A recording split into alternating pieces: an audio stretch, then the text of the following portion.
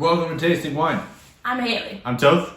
Today we are tasting some wine. We are trying Game of Thrones. Dun, dun, dun, dun, dun, dun, Yeah. It's a 2017 red blend from Paso Robles.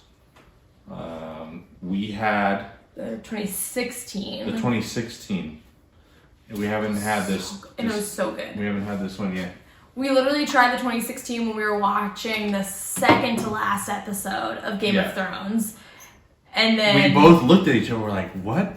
Is this as good as you think it is?" Yeah, it was so good. We're like, these types of things usually aren't that good. You know, they're just like a name recognition. Here, hold on here. Oh, no squeaky. No squeaky. No squeaky. All right. Yeah, these types of things are usually like a name recognition, but the 2016 was fantastic. So good.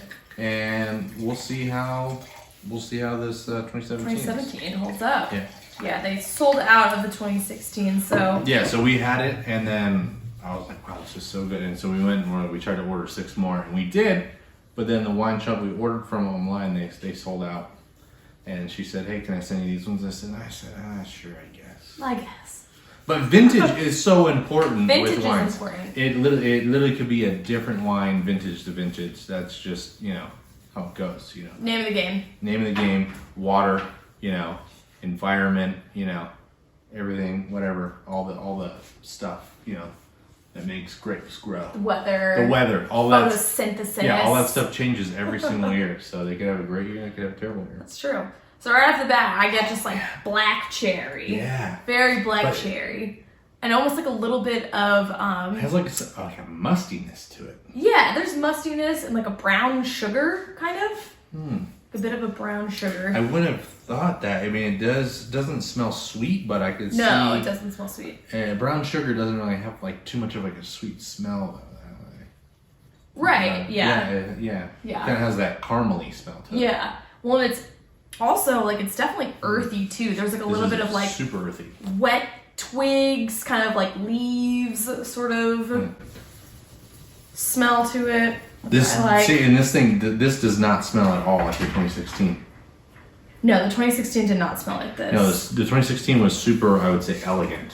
Yeah, it was very elegant, very graceful, elegant. And just it felt like everything was put together really well. It just felt like a fluid wine. Right, totally agree. But this smells super interesting. Yeah, no, it's still interesting. I like it.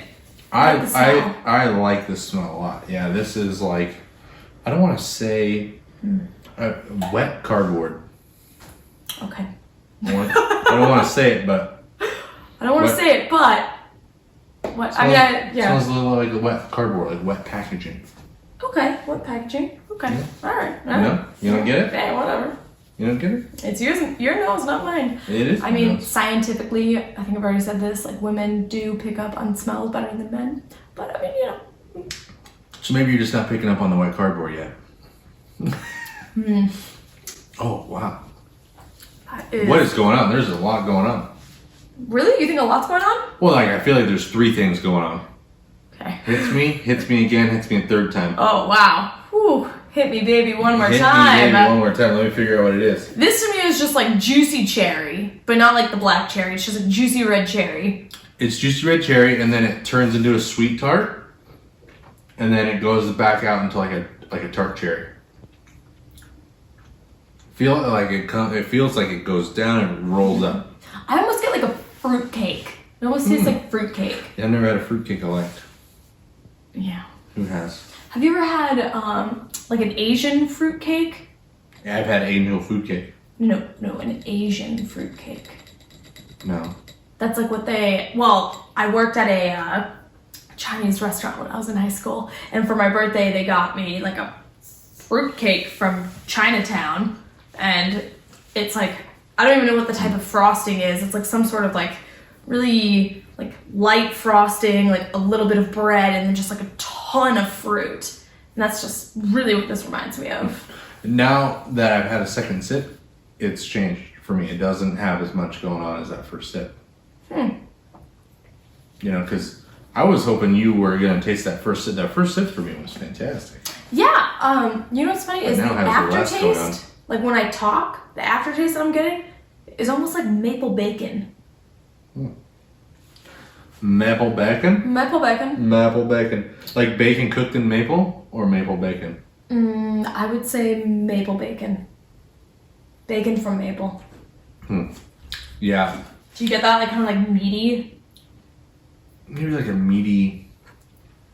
I get more like of like that honey, not honey, but like maple brown sugar. So Just add a little bacon to it and there you go. it's that little bacon. So just sugar up. Man, I wish we could have gotten the 2016, but we did not. I think if you can get the 2016 vintage, Yes. so good. 2017 is not bad. It's just like when you know that you've had something really good. Exactly. You just Yeah, it was a super bummer because we ended up getting a few bottles. You know, I don't know. Would you buy this or no? If this was not labeled Game of Thrones and this was like a different label, different Paso you know, Robles whatever, different Paso Robles. It smells so interesting though. Yeah. It smells so good. The taste is just kind of. I would say the taste is one directional with some bumps. I think that as it's opening up, like you're getting a little bit more. Like now, I'm kind of getting more like tobacco, more earthy rather than like that straight up like juicy cherry flavor. So I don't know. Maybe we just gotta decant it. Maybe you just can't. It does. Yeah, now that you say that, I'm getting more like dark. Yeah, it's like darker stuff. Dark juice, like really dark fruits. Yeah. Like really, like at the end of the ripeness. Yeah, almost like peaty woods. Yeah, blackberries. Yeah. So- Boysenberries. So who knows? I mean, I don't know. I think like when we first tried this, like right off the bat, there was just like a ton of flavor. So you would kind of think like, oh, maybe I don't need to decant it. But I think with the decanting, this will get more mellow, but just kind of more put together, and it'll kind of just turn into like a nice, cohesive. Nice cohesive, well-rounded wine. Yeah.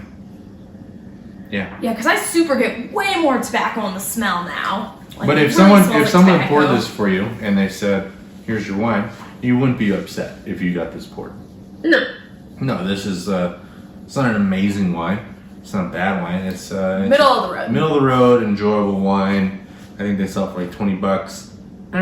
Don't know if it's worth that, but I mean, you can like rewatch all the seasons of Game of Thrones and But the thing drink about this. yeah, and- it's fun. No, That's what it is. It's fun. The label Yeah. is cool. It's We tried some of the Game of Thrones like themed beers, and I didn't like any of those. which is a bummer because they were So- done by Omegang. I know, which and is one of Omegang my- is a great Yeah, brewery. New York. I think So Cooperstown, New York, is good. one of my favorite. Oh, so good. I know, but so we tried that first, and then we were like, okay, should we really try the wine? And then we did, and Yeah, God, that 16 was just so good. I know. If anyone can find a 16, let us know. Yeah. Cool. Well, thank you for joining us here in Tasting Wine.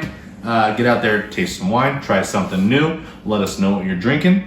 Let us know what we should drink next. Let us know some different Paso Robles blends, cabs, Infidels, whatever you got. What's your favorite Paso Robles wine? So yeah. Leave it below. Yeah, leave it below. All right. Well, cheers. Cheers.